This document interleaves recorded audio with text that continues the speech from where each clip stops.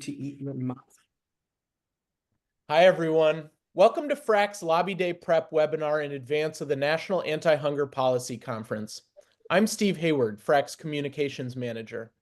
Before we begin, I'd like to cover a few brief housekeeping items. We expect this webinar to run about 60 minutes. We are recording the presentation and will send the recording and slides in a follow-up email. Closed captioning is available. To turn captions on, click the CC button in the bottom taskbar and select English as the spoken language. We'll have time for questions and answers at the end of the presentation. To ask a question at any time, please use the Q&A panel, also in the bottom taskbar. With that, I'll pass it off to Ellen Teller, Chief Government Affairs Officer, and Tim Clip Lockhart, Senior Government Affairs Manager here at FRAC. Take it away, guys. Great. Well, welcome everyone. We are so glad you're joining us today to get ready for your Hill Day, excuse me, at the National Anti-Hunger Policy Conference. Tim and I just want to walk you through the things that you should be thinking about doing right now before you ever set foot on the train, plane, or in the car or bicycle or whatever mode of transportation you're using to get to Washington, D.C. So with that, let's get started. All right, scheduling Hill visits is your first step. Use the Capitol switchboard or email the scheduler directly. You can find the House directory at the clerk site and the Senate directory online as well. Reach out early, so now be persistent but polite and offer flexibility. Be prepared to meet with staff. They're often the gatekeepers and key influencers. However, like Ellen likes to say, if you're coming together as a state, more people together as groups, you can ask for a member meeting. So be prepared to schedule that and start scheduling that now. Next slide. Exactly. And I remember one year Teddy Kennedy speaking at our anti-hunger policy conference, and he told the group that if 6 or more organizations from his state of Massachusetts request a meeting with him, they are granted. So really want to stress that, especially at this time when Congress is going to be discussing reconciliation and potentially tens or hundreds of billions of dollars in spending cuts, it's really important to ask for member meetings. Don't worry, the staff will always be in the room with the member, but Tim is sending you the name of the schedulers. He can give you the name of the ag staffers if you need. And oftentimes there's a form that you need to fill out to get a member meeting. All of those things need to happen now. And you're going to hear that repeatedly from us, that there are definite things you need to do now to prepare for your visits.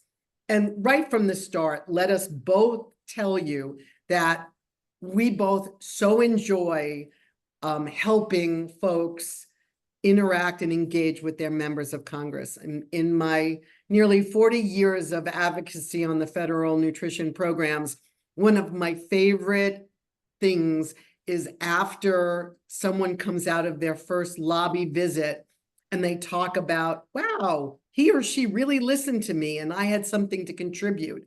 And the word I keep hearing over and over again is how empowering it is to be able to convey to your member of Congress issues that are percolating up back home and to inform them on decisions they're about to make. So getting to know your member. This is really important because it helps in crafting an ask. You need to know your members, not only their voting history and their interests, but where they fall on the political spectrum. And that helps, as I said, in crafting your ask. You need to know, is your member very conservative, wants smaller government, wants to shrink programs, or do you have a progressive member who wants to go out there and do a lot of outreach and expand program participation? And again, that will help craft how you approach your member and gets into being able to read the room when you're in the room where it happens. So we list out some ways of getting and ascertaining some information about your member by looking at, of course, their website, their voting history, their social media, what they're picking up on, what they're reacting to, and things like that. And also, when you get together with others from your state, people will have additional information to share. Oh, so-and-so came to our food bank last year. We had a conversation, and these were the issues that they were particularly interested in. So those kinds of things are really important to know ahead of time. All right, next slide. And on that exact same level, making your advocacy personal and local is the best way to connect with those members of Congress. They care deeply about what's happening at home. So put a face to it, share stories, show the data and real life impacts from your district or your state. It makes it memorable and powerful. And just like the slide says, all politics is local. So when you have the time at the conference to meet in your regional areas, that'll be the time to talk about, those stories that Ellen just shared about the pro tips from different members, from different senators, when you have those meetings set up for the next day. And then we'll be talking more about that meeting together in a few slides down. So I'm going to let Ellen talk about the next slide. Great. And we're saying this over and over again. There is strength in numbers that you need to reach out to the folks from your district or state who are attending the conference. And again, list them all out when you are requesting your meeting with your member. That will have enormous push as to whether or not you get the member level meeting or not. I would say you go down the food chain. You start with the member, and then you ask for the legislative director, always the agricultural, food, and nutrition staffer. But again, we want to make sure that if it's not the member, someone who regularly has the ear of the members is really important. And again, don't worry, if you get a member meeting, the staff will be there. Yep. All right. So like we've been saying over and over, stories are essential.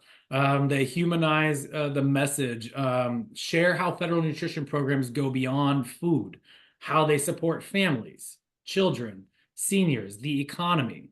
The stories resonate deeply with members of Congress. So it's really important to bring those local and state and community-based stories to the members so that they have a better understanding of how the federal nutrition programs impact their constituency. So I'm just going to share something really quickly with you. When Saxby Chambliss was chairman of the Senate Agriculture Committee, and he was having a hearing on food stamps, because back then it was food stamps, Sherrod Brown asked if he could have a witness. And Chambliss said, sure. And so on this panel, you had, think tanks, you had economists, you had all these different people on the panel. And then Saxby Chambliss's witness was a SNAP participant from Ohio. And everyone is giving their testimony, and she starts her testimony, and her 9-year-old son is sitting in the hearing room. And during the course of her testimony, she says that she would love to start a 529 account so her son would be the first in both sides of the family to attend college, but she can't do that because that would count against her SNAP resource test. And Chambliss interrupted her and he said, no, that's a separate 529 account. And she said, I know, Mr. Chairman, but it will count against my resource limit. And so I've got to feed him today. He turned to his staffer, Dave Johnson, and said 2 words, fix it. And a few weeks later, the chairman's mark came out, and not only were 529 accounts excluded from SNAP resources, but retirement accounts were as well. And what that witness did not know was Chambliss, his wife and daughters, were teachers. And to him, that was the most important thing for him, was to see that 9-year-old boy be able to go to college and be the first in his family. So I'm telling you this because one story impacted how SNAP was treated in every state across the country. So never belittle what a story can hold in terms of the meaning for a legislator. Next slide, and you can tie that to this next part, Ellen. Yeah, so we're providing lots and lots of resources and data for you to bring on your visits, or it's up to you. Some people like to send information ahead of time so that the staffer is prepped and the member is prepped. Some people like to show up with the leave behinds, which we'll talk about in a minute. And other people like excuses to follow up from the meeting to send materials and resources. So your group can decide what fits your visit best and use these resources.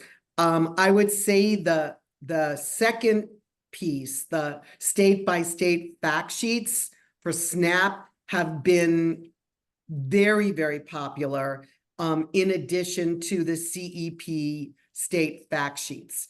But we will have leave behinds that will be printed for you at the conference for you to actually physically give the member and staff while you're visiting. But you may want to, for instance, print out the one-page SNAP state fact sheet, which provides lots of great information as to who participates in SNAP, what it means for your state's economy, and other things. So you will be getting lots of emails from us in advance of the conference, and all of this stuff will be linked in those. They will also all be on the Lobby Day page of the conference website. Yep. And that can allow you to also tell a story like Ellen had said before. So they're really useful. All right, next one about coordinating a prep meeting. A lot of you have received emails from me, from your state delegation, who are all coming to the conference, and most of them are going to the Lobby Day on May 6th. So it's very important before your visit on May 6th that you huddle with the other folks in your state, assign different roles for the meeting. Who's doing the introduction? Who's going to ultimately be delivering the ask? There could be multiple people. Who's watching the clock? Because sometimes you can get off topic, or the member can get off topic, or the staffer. And so you want to make sure that you bring things back to the ask at hand. Agree on the materials and the messaging that you're going to be taking to those offices, and plan ahead for social media. Find out what their handles are on X, on Blue Sky, on Instagram, on LinkedIn, on Facebook. Designate someone to take a picture and share that picture as soon as you leave on social media, as soon as you leave that office, and make sure that you tag the member and ask them to engage with you on there as well, so that they have a better understanding of who was there, and they can share out that they are representing and talking to their constituency as well. So it goes both ways. But the really important thing is to agree on the ask before you get there. You'll have time again during the regional meetings, during the conference, to talk about these things. And again, make sure you're reading the room to have really to understand what's going on, and make sure that you bring it back to the topic at hand, so that you can follow up with the ask before you leave the office. No matter what is going on in the conversation, it'll be very important that you always get in the ask. Ellen, anything else for that one? No, I think number two, though, is really important because oftentimes someone in your group will just parachute in another topic that they were like, well, while we're talking about this, I want to talk about that. This is a coalition group meeting. You agree on the ask, and when you're agreeing on what's on the agenda, everything else is off agenda. And I have to tell you, and Tim and I are doing a session on the do's and don'ts of lobby visits on Monday afternoon.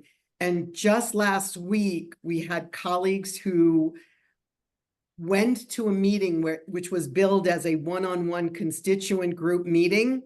And then the national organization that was organizing the fly-in had like 12 other people show up at this meeting and started talking about something else. And Tim and I have never seen an angrier email from a Hill staffer who basically said, I was totally ambushed and did not appreciate it.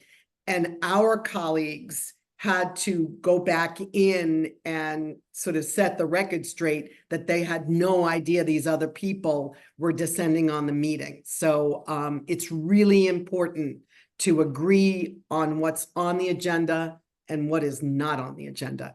Who's going to be in the room and who's not in the room. Well, this goes perfect into your next slide, Ellen. Yes, the ask. The room is not this crowded, let me just say. If you get a member meeting, there could be a lot of people in the room. So your facilitator has to decide whether it's a quick go around the room, everybody say your name and your organization and the city you're in, or whether you suspend that and the member has a list of every.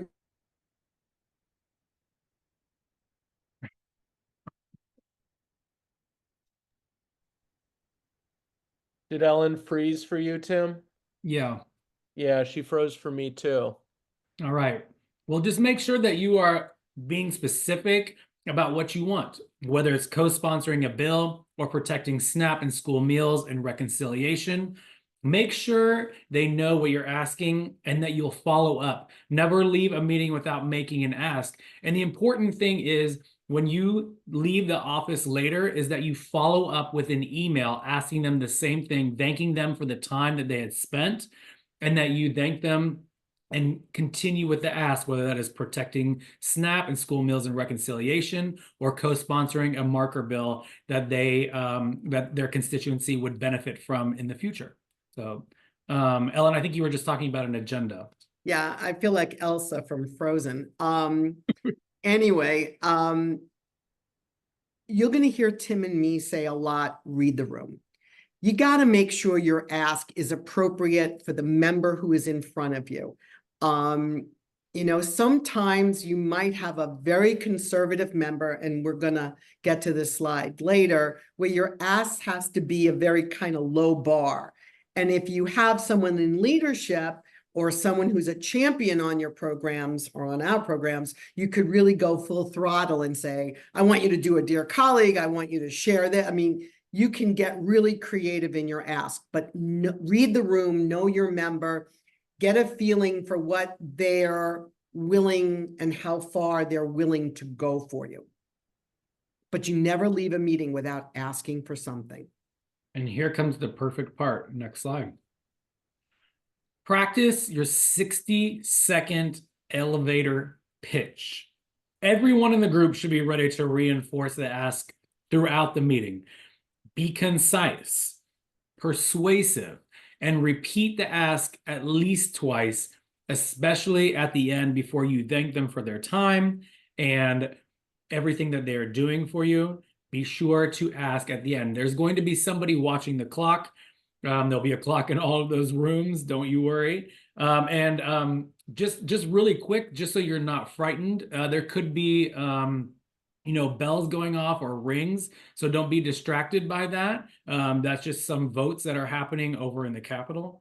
But be ready, be prepared with the ask, so somebody should be tasked with that, and always repeat it throughout the course of the meeting and again at the end. You could also, a meeting could be in the hallway. So you need to be prepared for, for maybe an abbreviated meeting where they don't have the necessary amount of time, or something came up with the member where they need to staff them. So you need to be concise and persuasive with the ask that you have for the member. And I will tell you, I was in a meeting with Ryan Zinke with the Montana Coalition once, and they were voting on one of the repeals of the Affordable Care Act.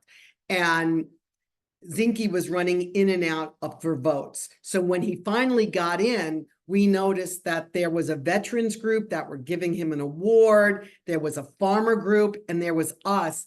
And they shuttled all three groups into his office before he had to run out for another vote. And he starts talking about the vote that he's about to go on. And I looked at Lorianne and I kind of whispered to her, as soon as he catches a breath, you got to go into your elevator pitch. And like clockwork, she had rehearsed it, that as soon as he took a sip of water, she just went right into, I know, Congressman, you only have a few minutes, so we'll get right to it. And she just blasted in her elevator pitch, and she was ready. I can't tell you, Tim loves this, that I'll be on an airplane and I'll run into a member and I'll go right into my elevator pitch. So you're walking around the complex. All of a sudden you're in an elevator and Hakeem Jeffries is next to you. You just want to know that you're there with your pitch at all times. All right, next slide. As I said before, you might have a more difficult member of Congress. And Tim and I get this all the time. People say, my member, all he or she wants to do is cut programs. They're not going to listen to me. They really don't care. They do care. They are elected. You're a constituent. You represent a constituent group. You have the right to be there. And what I find the most persuasive is getting out of the Capitol building and inviting them to a local site visit. And what's wonderful about site visits is you build the event. And the most basic ask you can say in a meeting is, we'd love to host you at our, pantry or food bank or summer food site or school, or, we'd like to create a community conversation with you. And then you build it. And so what'll happen here, you see David Trone, who was a member of Congress, at a summer food site with Brian Valtaccio, who is a local celebrity chef, and they were serving up kids at a summer food site in a school cafeteria. After they got done serving the kids, we went into one of the classrooms and we had invited community leaders to join us. And they were explaining to the congressman the administrative barriers and some of the things they needed to reach more kids in the summertime. And one of the conversations that came out of this was, up county, the kids have a hard time getting to the site, and they discussed summer EBT, which became a program. So I'm just saying there are a lot of opportunities for you to bring the member to the sites, get them captives without the bells ringing in the Capitol and without them running to votes. They're really focused, and you bring constituents into that meeting, which has a whole nother level of reality for the members. Yep. And next one. All right, this one, very, very important. Be early. I don't know how else to say this. Getting into the Senate office buildings has been a chore for Ellen and I. And we have a map that we're going to show you in a few slides. However, we were in a senator's office a few weeks ago in March, and they told us that there were 15,000 more visitors in the month of March than any other month that they've ever recorded. The lines took us close to 40 minutes to get in, And I heard the other day that it took somebody 90 minutes to get into the Senate office building. So there is going to be some long lines for security. So be flexible also. Meetings often run behind. So it's really, really important that you allow yourself time to get from the Senate to the House buildings. If possible, you can ask a staffer to take you underground from the Senate through the Capitol to the House. But be patient, because oftentimes there's votes, and so staff are running from the floor back to the House or Senate office buildings with the member. But that just goes more to the point of us talking about being concise and polite about your message. Stay on topic and know exactly how long you have before you need to leave for the next meeting. If things go off course, gently steer back. And then instead of always having materials like leave behinds and things like that, you can email things ahead of time just to prep your meeting so that the member and the staffer know exactly what you're talking about. And emphasize your local angle, of course. We talked earlier about bringing a local perspective to the meetings so that they have an understanding of the impact on the constituency. Yeah, I think that's it for right now. What other meeting tips, Ellen? I think we're going to get to a few others. So, Okay. All right, next one. This is Tim's favorite slide. He loves the stilettos. Okay. What you should bring and follow up. First of all, as we said, there will be 5 different leave behinds for you at the conference. They will be a 1-pager on reconciliation asks, very heavy leaning into SNAP. There will be an aspirational piece for SNAP. There'll be an aspirational piece listing out the bills we are supporting for healthier and more robust child nutrition and school meals. There's a site visit guide talking about the different places you could bring members of Congress for those local visits. And then with everything else going on, there's fiscal year 26 budget and appropriations asks. So those are the 5 leave behinds. We also have deeper dive fact sheets that we're going to send you electronically so that you can either prep on your way to DC by reading them, or if you're in a meeting and a staffer really wants to lean in on this, benefit cost shift to the state's proposal, you can send them the 1-pager.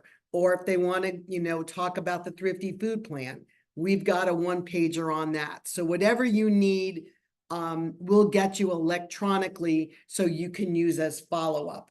Again, we're going to talk about local impacts, your newsletters, studies, client stories, all of that. You will follow up with a thank you after the meeting, and you could provide everybody's email addresses because the members always want to write out thank you notes. But what you're doing is starting a relationship with that member and that staff, and your goal is to be the local resource. All of a sudden the congressman or woman wants to do a speech before some group and they call you for information. That's what you want. Or there's a proposed bill coming across their desk and they want your thoughts on what this means. So that's your goal in this, to start that relationship going. The reason for the stilettos, as Tim likes to joke with me, I keep a pair of flip-flops in my backpack because when I'm going from building to building, I'm wearing my flip-flops, but when I go in the room, I change into modest heels, not these.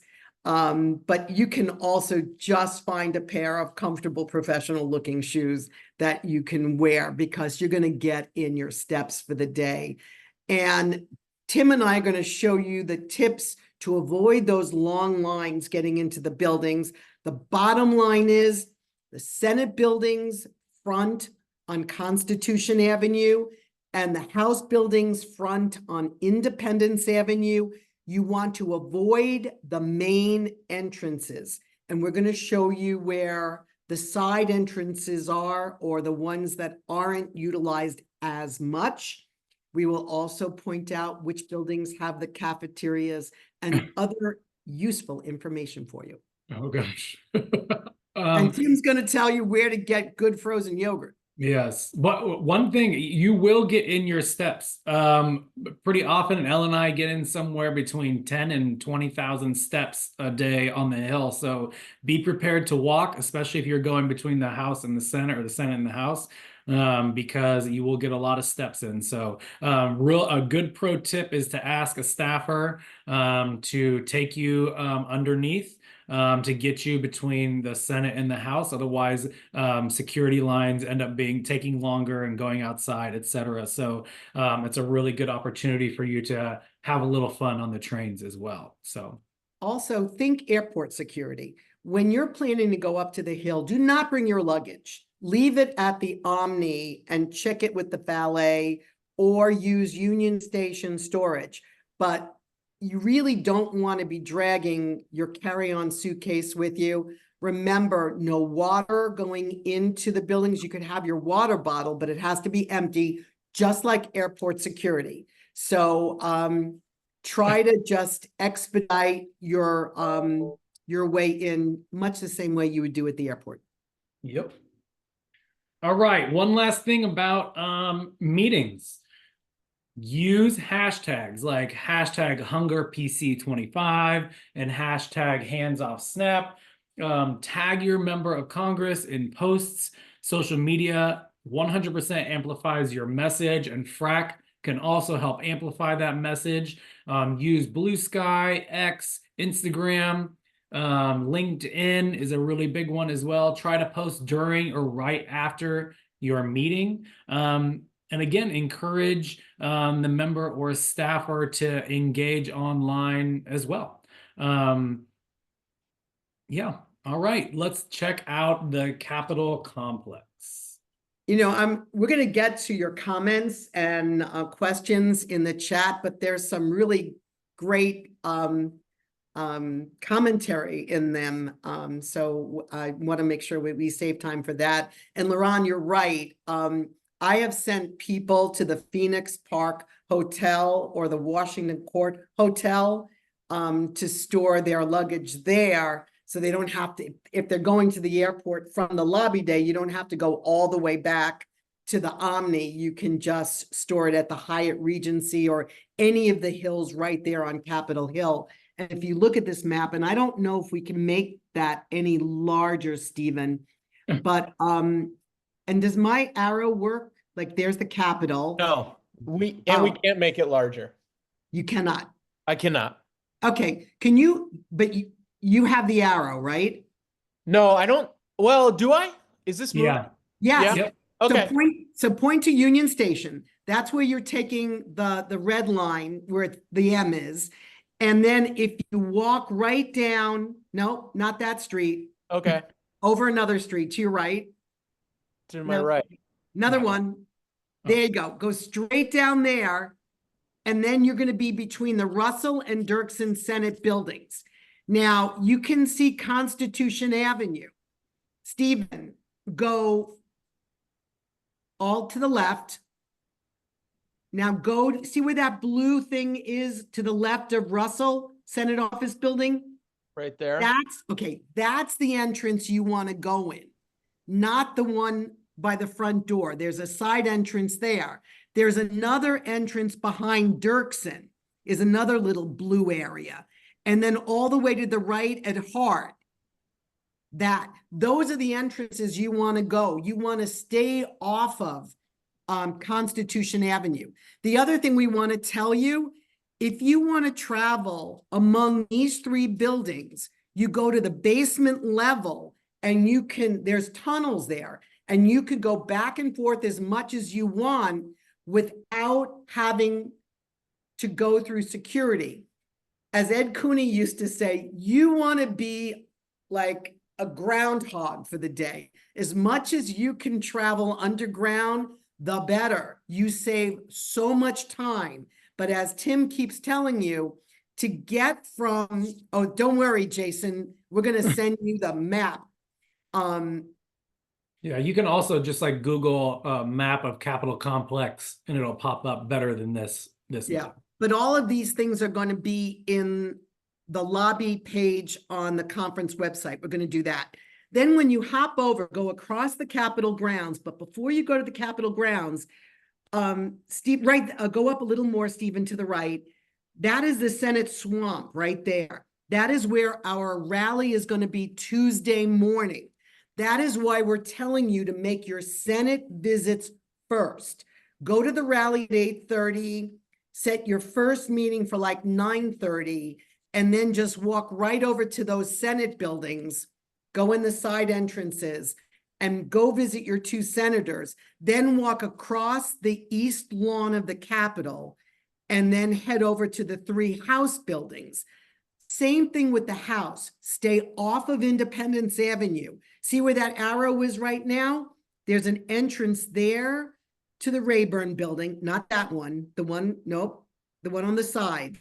And then if you go right across the street, you're at the entrance to the Longworth building. Those are the entrances you want to go in, not the ones on Independence Avenue.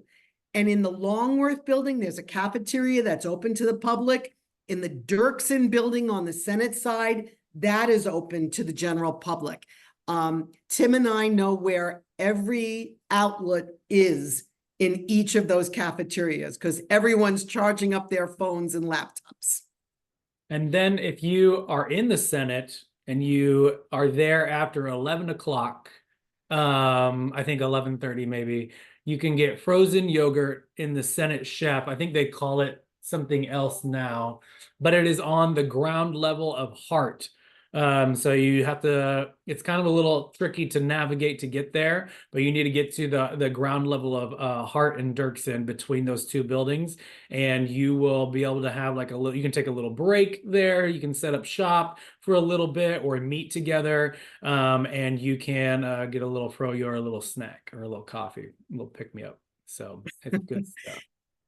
And it's also great spotting for staff. I mean, and also remember, their offices are tiny, especially in the House. And oftentimes a staffer will say, you know what, let's go down to the Rayburn cafeteria and let's host our meeting there.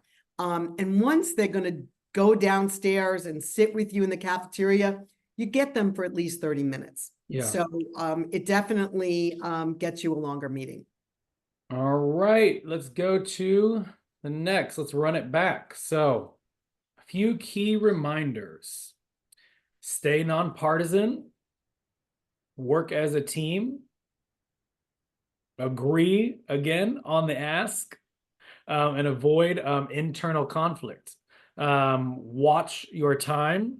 And very important, if you don't know something, say you will follow up. You're going to get back to it. You're going to get back to them. And as always, express appreciation and a willingness to keep the conversation going, because shortly thereafter, you're going to have another recess where they're back in your district, back in the state, where you can set up a time to have a site visit or see them again in the district. So it's a perfect opportunity to tee that up as well.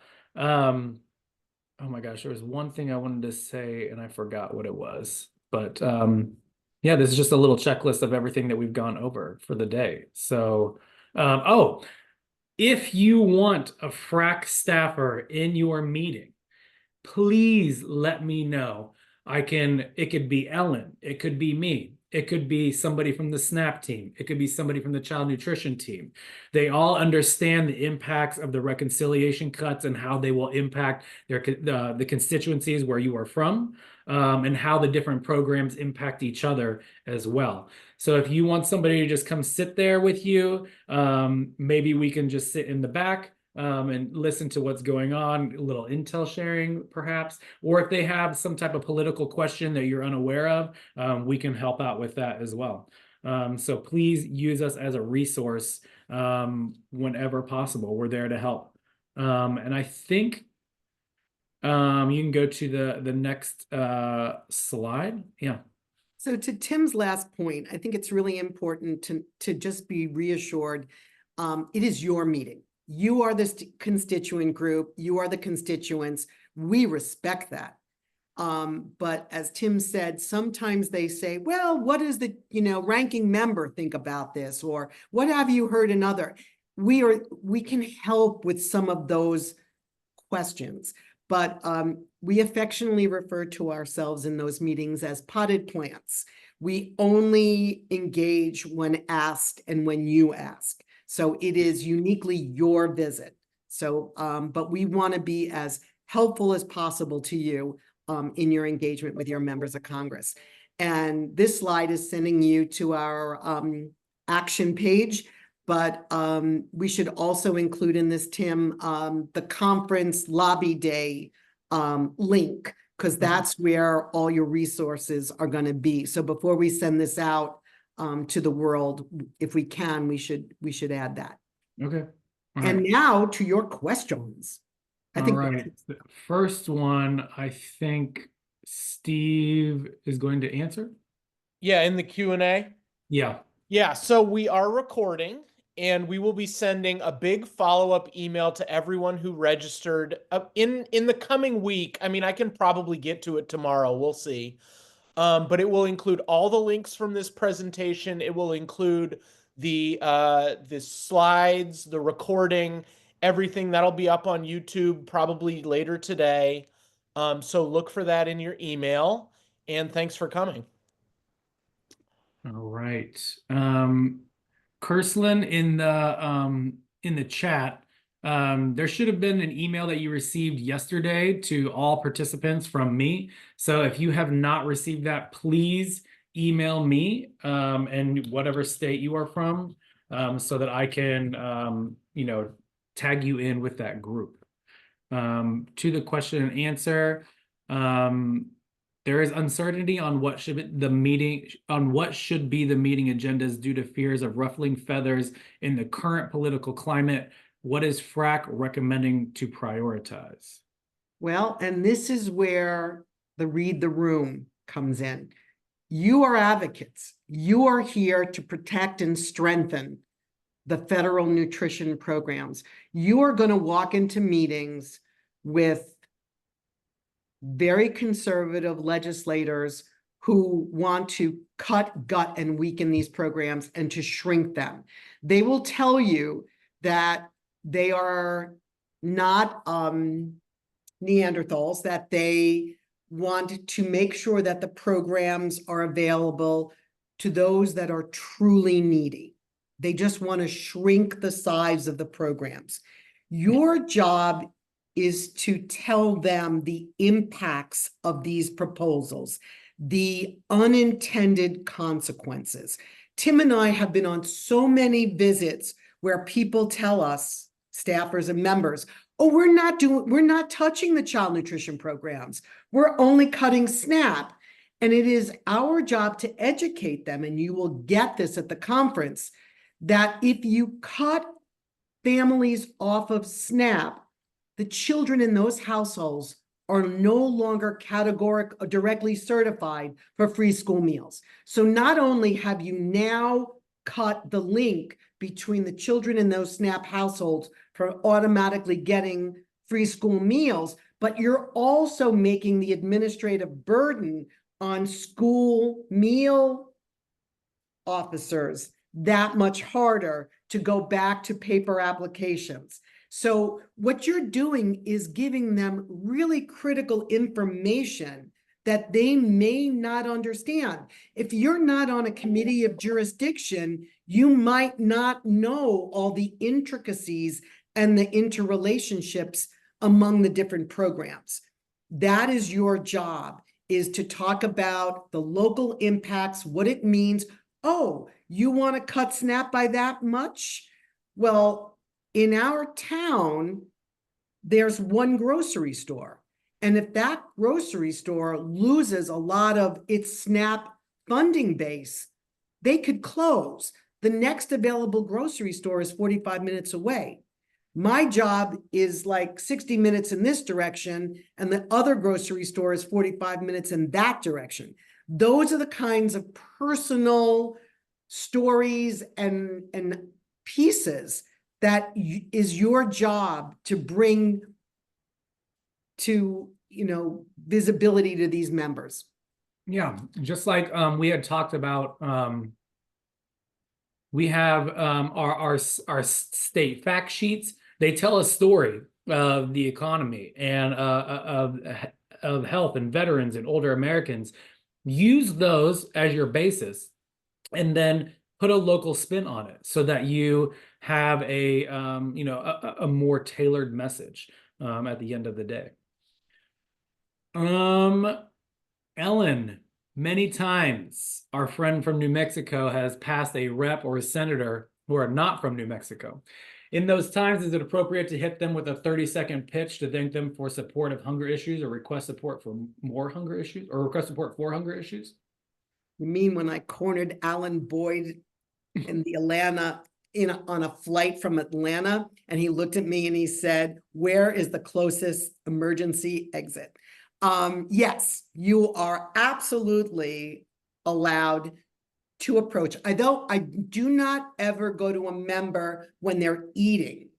I feel like that you need to leave them alone when they're eating. But if they're in a hallway and they're just walking, you could walk up to them and say, "Hi, I'm so-and-so from, New Mexico, and I'm here at a national anti-hunger policy conference. There are people here from your state, Senator Schiff, and we're here talking about and how we hope that you will vigorously defend SNAP and the federal nutrition program." So yeah, absolutely. We do it all the time, especially if they're in leadership or if they are in a senior position on the ag committees. Their jurisdiction is the country. That's how I always thought of it. So if you see Angie Craig or Amy Klobuchar, they are the ranking members on the House and Senate agriculture committees. They should care about how cuts to SNAP, how they will impact your state. So go for it. The worst case scenario, they say thank you and they walk away, or say, "I don't have time." Or, you can always say, "I'm going to make sure that our colleagues from Minnesota get in touch with your office while they're here." So yeah, I say go for it. Oh my gosh. Last thing, if we've got all of the questions, there's some pro tips, by the way, the bounce.com for storing your luggage closer to the hill. Good pro tip. Last thing, I'm going to put some of this, if I can type it fast enough, in the chat, but conference schedule. Pre-conference Sunday in the morning, we have a SNAP 101, a child nutrition 101, and a lobby day clinic where you can come talk to me about anything. Maybe you haven't scheduled your meetings yet. Maybe you need another staffer. I can look those things up for you, and we can send those emails. We can make calls. We can check out to see who else is in your state that is going to lobby day. All of those things available from 9:45 a.m. to 11:15 a.m. That is available. Those 3 sessions. We also are having a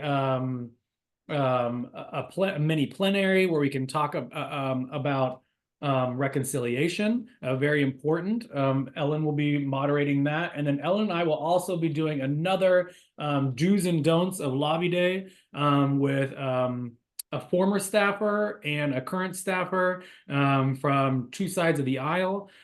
So come and learn about that. I don't even remember. I think that's on Monday. Monday afternoon. Yes. Monday afternoon, both of them are the first one's at 11:30, and then Monday afternoon is the do's and don'ts of Capitol Hill advocacy. So come see us, and we will be there and available for questions towards the end. But if you have any questions about this webinar, or you weren't on the email list with your state, like somebody was in the chat asking, please email me. My email's in the chat. Yeah. It's on the screen. Mark. So 2 things I just wanted to say. One, there was a question about if you can get an appointment with a member or staffer, and you really should, and that's why we're asking you to try now. But if there's just absolutely no opportunity for the entire day. Someone said, well, should I drop off things? What I used to do is I would clip my business card to the leave behinds, go to the office, say, I want to drop this off for staffer X. If he's in the office or she's in the office, I just need a second to give them this. And if they do come out, bingo, elevator pitch, hand them the materials. So there's different gradations of your interactions. I mean, member visits are always the best with staff in the room.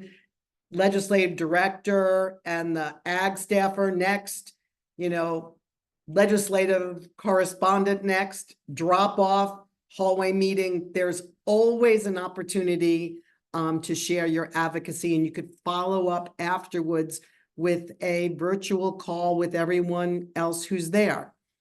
There was that question, and there was another one, Tim, that I completely lost. Oh, you'll get everything ahead of time. The leave behinds are being finalized now. We hope to get them to you electronically before you ever need to go to the airport. So you will have the leave behinds, you will have the fact sheets, you will have what you need ahead of time, and the leave behinds will be at the conference. And there'll be lots of opportunities. And unlike members of Congress, you could definitely approach Tim and me in the hallway, and we're happy to chat it up with you about your member or anything you need. But as Tim keeps telling you, if you need us in your visits, let us know now, because we're planning out our day. Both of us will be at the rally from 8:30 to 9:30. Some of your members have constituent breakfasts. Tim also shared that with you. Yeah. So you should definitely catch a photo op with your member. And by now, you should definitely know that when you're taking that photo with your member, take that 60-second elevator pitch and bring it down to 45 seconds, and you got it. And if you just want to stop us in the hallway and chat about anything, Ellen and I are pretty chatty, so just let us know.